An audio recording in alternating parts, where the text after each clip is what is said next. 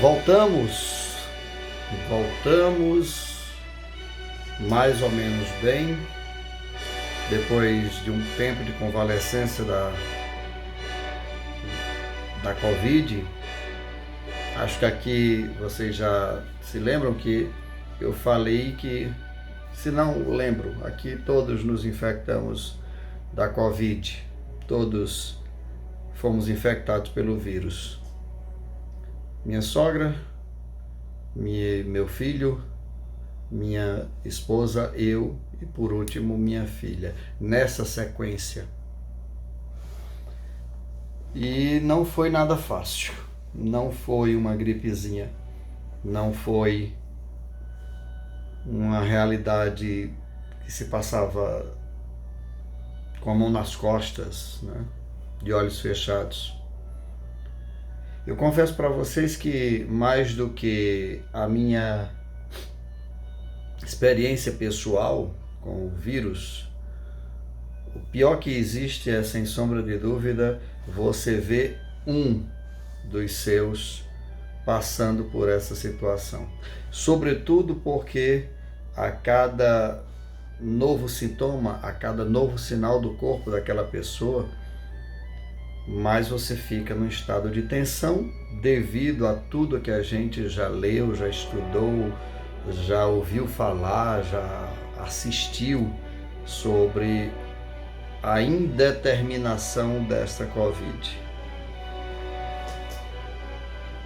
E essa questão da indeterminação, junto com todo o arsenal de finais não tão felizes ou efetivamente infelizes da Covid, na vida de, no Brasil, pelo menos oficialmente, mais de 113 mil pessoas, faz com que a gente tensione muito.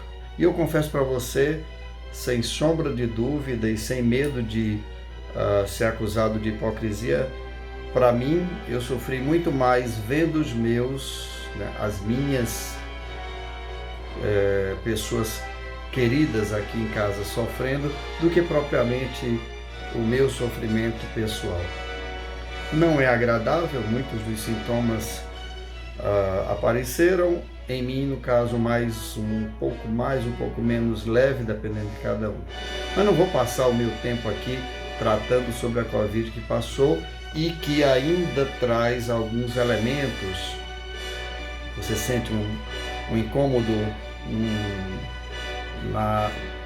numa parte do corpo, e aí começa a investigar, porque você não pode mais confiar de que o seu corpo, depois de ter passado por todo esse período com um inimigo muito duro e, portanto, com soldados de combate também muito fortes, não é? Que você não tem ao certo garantias de que esses soldados muito fortes, que são as medicinas, são os remédios, se eles serão suficientes para derrotar esse inimigo que você não sabe como ele está, com que força ele está, em que situação ele encontrou o seu campo de batalha, o seu corpo.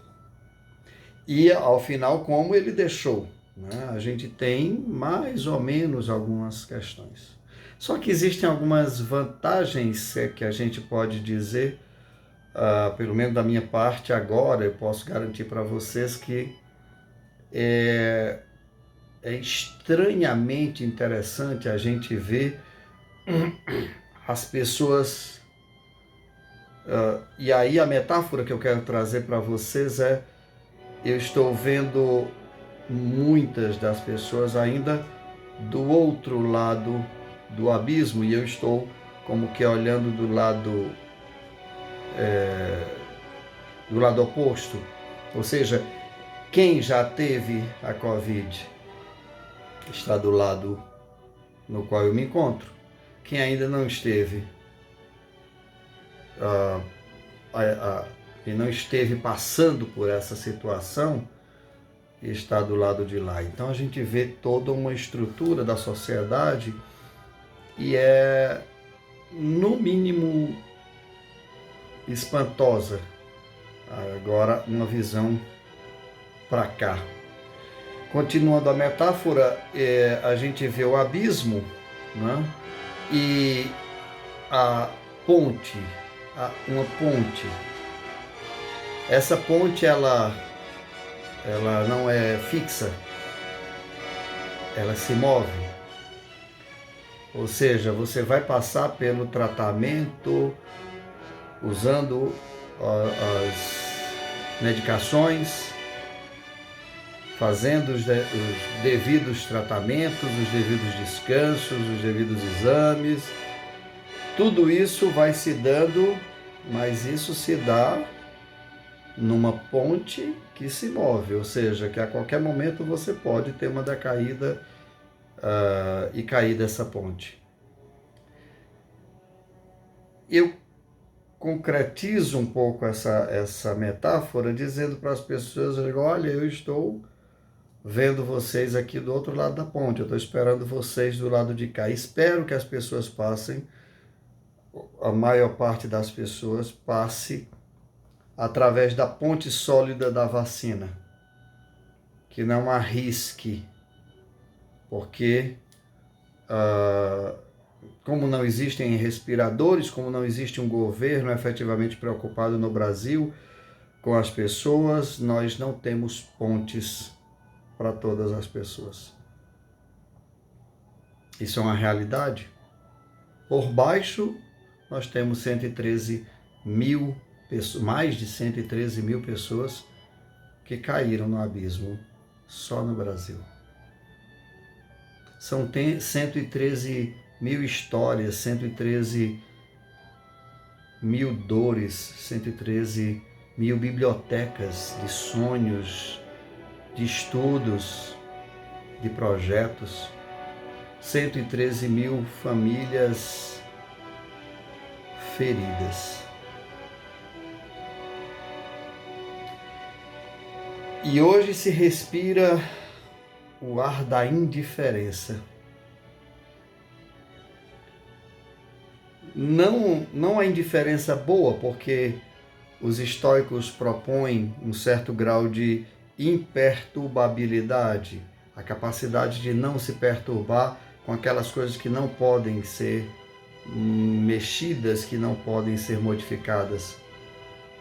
Nós estamos aí diante da indiferença, diante do sentir que o outro é um igual a mim. Eu não cultivo nenhuma ilusão de achar que a humanidade necessariamente vai sair melhor dessa situação. Porque efetivamente tem gente que está, primeiro, apegada à situação do anterior, às questões anteriores, o tempo anterior.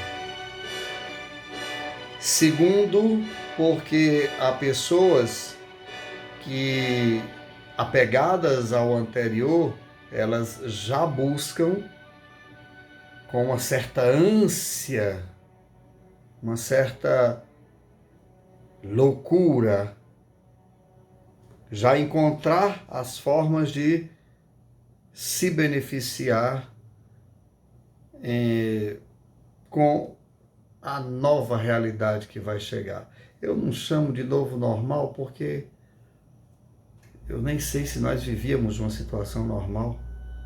Se é normal a superexploração da natureza, se é normal o neo-individualismo, onde se destroem todos os coletivos, se é normal um mundo onde as pessoas são vistas como matérias descartadas ou descartáveis. Eu não sei se é normal um planeta onde 2/3 da humanidade não tem vida sustentável, ou seja, não tem garantias de uma vida minimamente estabelecida, com as realidades mínimas para serem vivenciadas.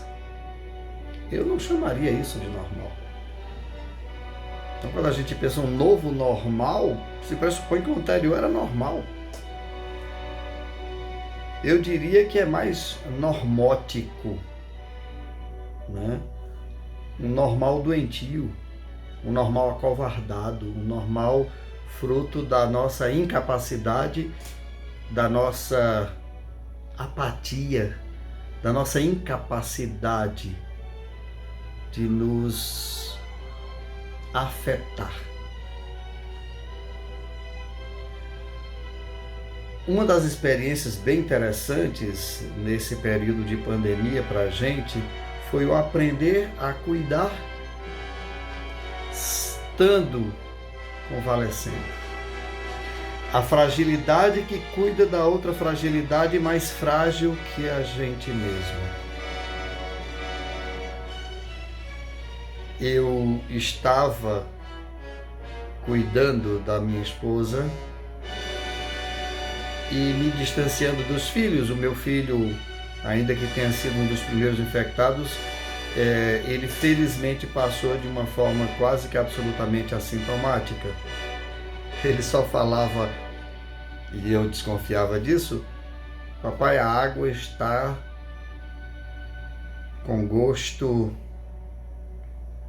de fruta lavada, de maçã lavada. Assim, falando talvez que a água estava amargando, que o gosto da água estava diferente. Enquanto eu estava cuidando da minha esposa, eu comecei a sentir os primeiros sintomas. E aí, ainda na dúvida se era ou não, os dois estávamos começando a nos isolar dos filhos.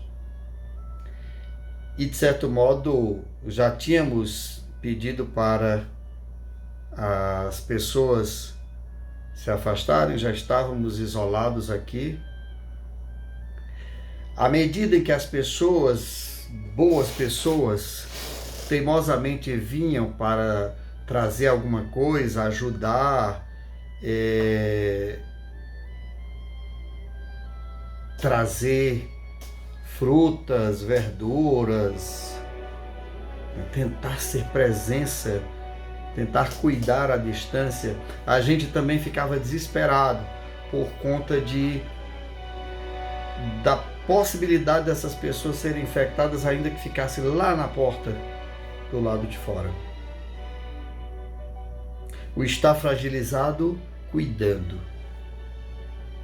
Esse é um dos elementos que eu acho que a gente deveria, todos os que passamos por situações semelhantes, deveríamos aprender. Que na nossa fragilidade nós sejamos capazes de se solidarizar com a fragilidade do outro.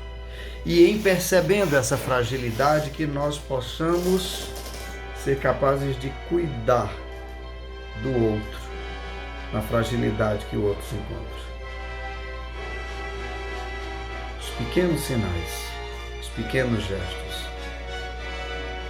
Então, pegar essa metáfora, no primeiro momento, o estar cuidando. Quando infectado, o estar cuidando, se cuidando e se deixando cuidar também. A não indiferença diante do sofrimento dos outros. E para não deixar um vídeo muito longo como o primeiro, a capacidade de não perder a esperança diante de todos os desafios. Mas ter a rapidez da atuação. Um dos elementos que me marcaram nesse período foi que, na fragilidade do medo de ser infectados, médicos estavam cuidando de nós. Na fragilidade das receitas, das prescrições que eles estavam dando para nós, estava escancarado o óbvio em relação à ciência, que tudo em ciência é tentativa e erro. É falseável, ou seja, pode vir a ser falso. Vale até que se prove o contrário, como muitos de vocês já devem ter ouvido falar. Então, esse vírus traz todos esses elementos juntos.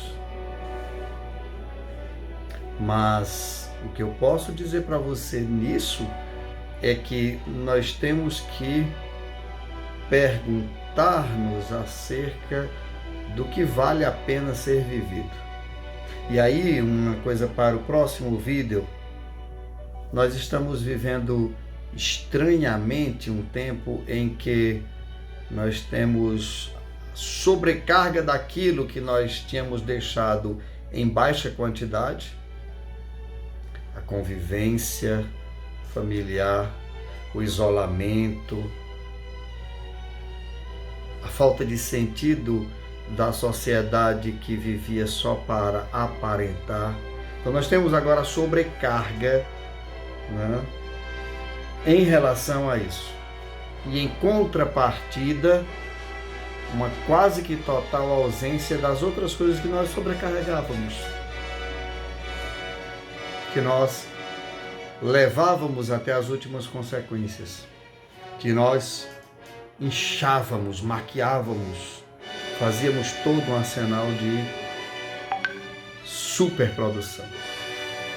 Isso nós precisamos levar adiante para que nós possamos efetivamente aprender. Se nós vamos fazer algo novo desse pós-pandemia, aí sim que seja algo que a gente possa chamar, ao qual nós possamos chamar de normal. Porque até agora, nesse exato momento, não é possível chamar de normal o que nós estamos vivendo. Se você gostou desse vídeo, se você quer ajudar esse vídeo a chegar a mais pessoas, compartilhe, dê seu like ou dislike, caso você não tenha gostado, deixe seu comentário e vamos começar a retomar todos aqueles temas que eu havia dito que iria tomar parte das nossas conversas aqui nesse canal. Um grande abraço para você. A gente se encontra no próximo vídeo. Compartilhe. Faça com que mais pessoas possam refletir pontos comigo e com você.